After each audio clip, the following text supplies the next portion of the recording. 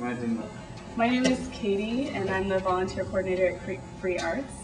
And so I'm coming here today just to give you a little bit of background on Free Arts, on the ways that you can volunteer, get involved, and also I heard there was an interest in art therapy, so I wanted to give some of our folks on staff as facilitators in our group are art therapists. So I should say first that we don't, because we're working with volunteers, we're not asking anyone to be a therapist. Our programs have a therapeutic component, but they're not therapy. You're not counseling children on, or interpreting their artwork, I should say. That's what an art therapist does. It's a component of their job. But our programs are really about using art as a vehicle to build self-esteem and confidence and to get kids sort of, out of their shell or work on some things that they need to within a safe group, in a safe space. So most of the groups are like a small group of kids or families, a couple of volunteers who serve as art mentors, we call them in the groups.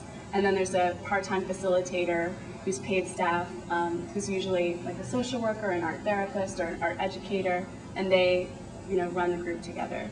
So that's like an overview of what one of the groups looks like, but Free Arts as an organization, our goal is really to bring together educational arts programming. Like if you've ever worked with young people, you might write a specific, like design a project that will work with some kind of media, like collage, like wire, like paint, like text, just working with different kinds of visual arts media. And then the volunteer part really brings in that aspect of mentoring and relationship building. So the volunteer's role is to work with just 1 or 2 kids each time that the group meets, which is usually weekly basis, and just give the child positive feedback on their art. Maybe you can get at some things that are about their personality or choices that they make that you can talk about and sort of build their, you really, made a choice to use blue throughout your piece, or I see that, you really like the shapes of circles, and why are you using this so often, and trying to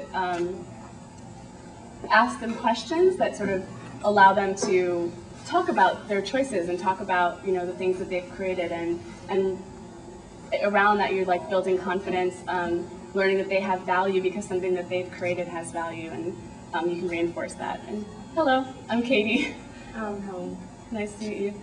Oh yeah, I should really quickly, do you want to just go around and give me your name so I don't feel like I'm a complete stranger to you?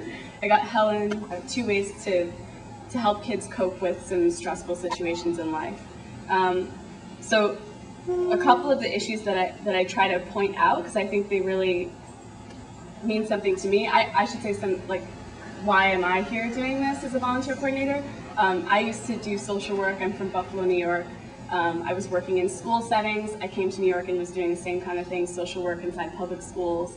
And I found that whenever I needed to really connect and relate, and I was having trouble doing that, my love was writing. So if I could connect and look at, in a kid's notebook and be like, what did you write there? What is that poem that you just wrote? Or something that they said, struck me as being really I could get access to kids and get them to relate to me through writing, because I was a writer. I could share with them something that I've written, and somehow it gives you this whole new window to a person and who they are. So if you're at all interested in art, that might be something that you've experienced as well, as you think a person is one way, but you see something they create and it goes holy crap, there's so much about you and the way you think and how, the way you create that makes me take a second look and really get to understand who you are.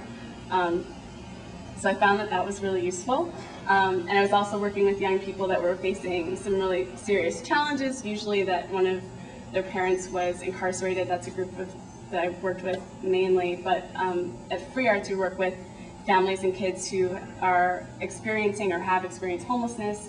They are experiencing, they could be experiencing someone being out of the home due to being in jail or just being removed and separated from their mom, dad, or guardian because the kids are in foster care, and a variety of other life circumstances that can really put a strain on kids, can be stressful, and can be challenging.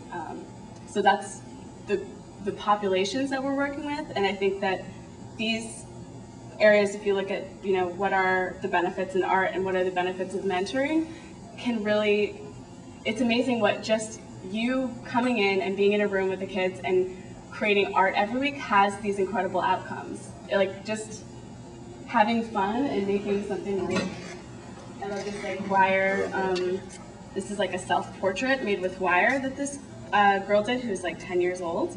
And I don't know what her name is because she was in free arts before my time, but this is a kind of example of like a multimedia, like you don't usually get to work with wire in a way like that, but that's something like just sitting down with her and making a self-portrait with wire creates, you know, it allows her to relax or to channel her emotions and get those out, or to develop ways to problem solve and figure out like how can I work with this, you know, material that I've never found before and make it work in a way that I feel really represents me. So there's all those kind of things that you can build through making art and creating art. And it's also, people talk a lot about art and academics, that it's working in the arts can really help kids build skills in other areas that transfer to like math, reading, social studies, all the other areas they're working in, because they have the self-esteem to think like if I hand you something and I give you a problem, you can come up with a creative way to solve it. So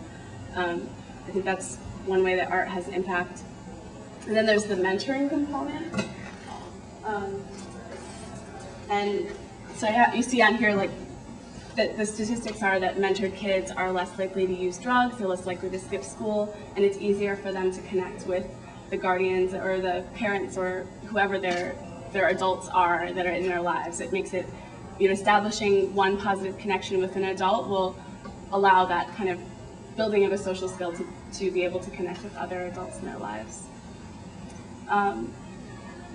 And so I always do in my orientations a little like brainstorm with the group. I usually write it down, but I don't have any like paper to write it down on right now, but I was wondering if you just want to shout out any words or any images or anything that comes to mind when I say the word art.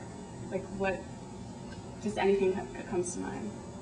And I immediately think of dance and writing because I'm a dancer and writer, so I say dance and writing. Colors, paints, screens. Photography.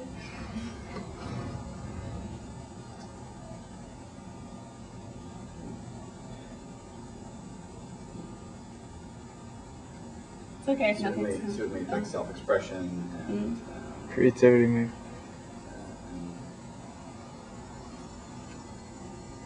Nature. What about mentoring? What comes to mind when you think of someone who's a mentor? Or leading by example. Support.